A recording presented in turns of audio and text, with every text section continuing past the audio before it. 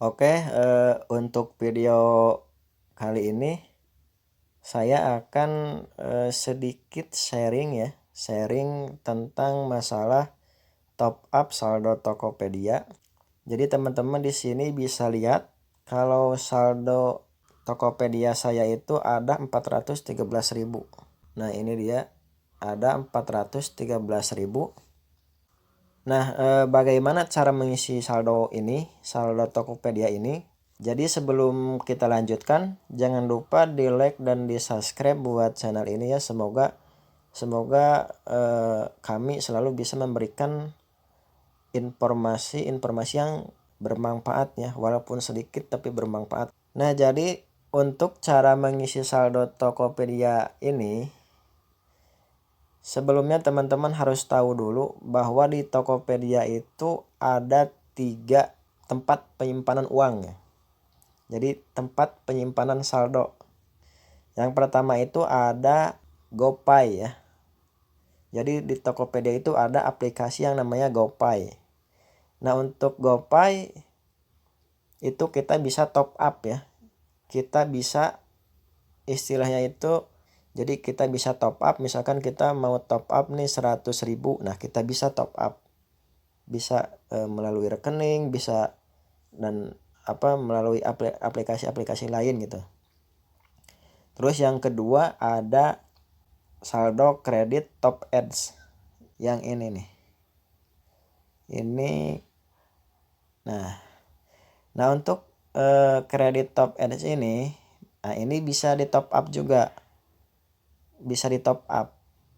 Misalkan kita ingin mengisikan uang, mentop up uang ke kredit top ads ini sebesar 50.000. Nah ini bisa ditransfer melalui rekening.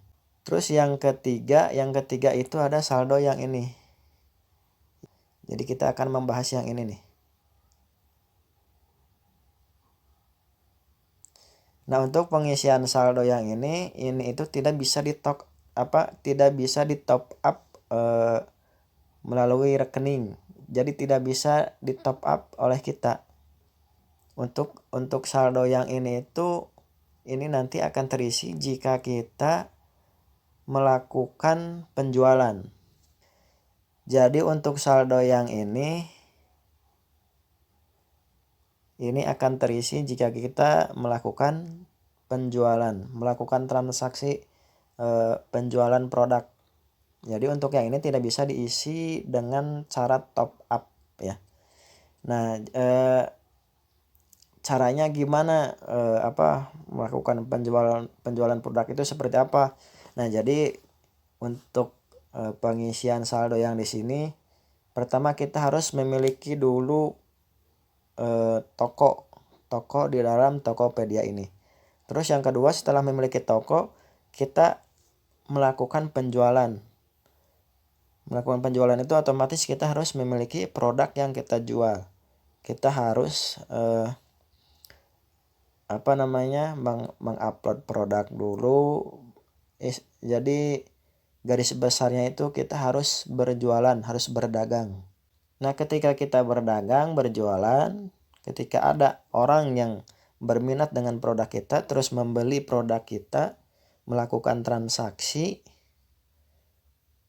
terus mereka melakukan pembayaran, nah nanti saldo yang ini akan terisi. Jadi kalau diilustrasikan itu seperti ini. Misal ini si pembeli, terus ini Tokopedia, terus ini toko kita misalkan.